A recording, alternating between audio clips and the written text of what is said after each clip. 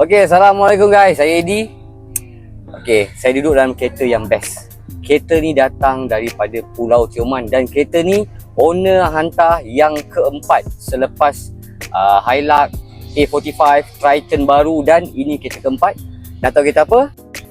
Volkswagen MK7R yang menggunakan DCC absorber ataupun electronic absorber. So owner dia Mr. Akmal, anak kepada Haji Sulaiman yang duduk di Pulau Tioman. Dia hantar kereta ni kereta yang keempat.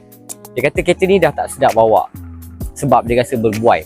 So bila kereta ni sampai, saya test sendiri, betul memang rasa berbuai. Saya terus masuk dekat tester machine. So bila masuk dekat tester machine, kita dapat result depan kiri 27, depan kanan 24, belakang kiri 20 lebih dan belakang kanan 25. So bacaan dia memang tinggi. So, bila bacaan bertinggi, memang kereta tu akan rasa berbuai. Jadi bila dalam keadaan macam tu, dapat je bacaan tu, saya terus ambil kereta, masuk dekat hoist. Kami buka ke 4 absorber. Bila dah buka, dekat sini you guys boleh nampak komen kami tekan memang lembut. Sedangkan dia menggunakan DCC absorber. Macam mana nak tahu DCC? Dia ada sport mode dan comfort mode. Dan dekat absorber ni, you guys boleh nampak ada elektronik dia, motor control elektronik dia.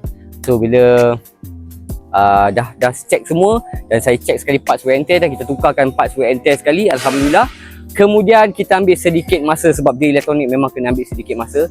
So selepas kita refurbish, dah siap semua, saya pun minta foreman kami tekan.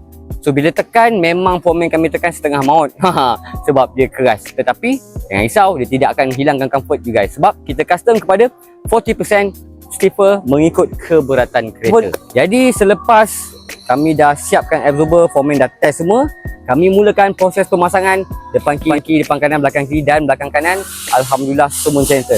Saya tak sabar sebenarnya nak ambil kereta ni untuk test. So bila saya test tadi, saya guna comfort mode pun dah sedap, sport mode pun lagi sedap, lagi keras sikit lagi.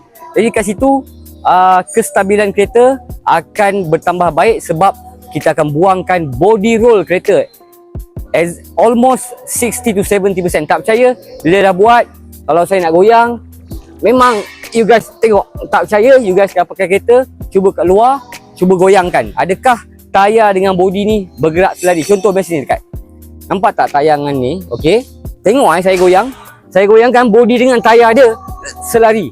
So dekat sini body roll dia dah tak ada. Bukan tak ada, tinggal sikit lagi untuk absorption absorber tu. Jadi itu dah, selepas siap semua, saya terus masuk dekat tester machine. So dekat tester machine kita dapat depan kiri 15, depan kanan 16, belakang kiri 17 dan belakang kanan 17. So sebab itulah body roll dia kurang sangat-sangat dekat tester machine. Jadi kepada you guys kat luar sana yang nak tahu lebih details, lebih lanjut macam mana nak booking slot, nak tahu harga, senang saja you guys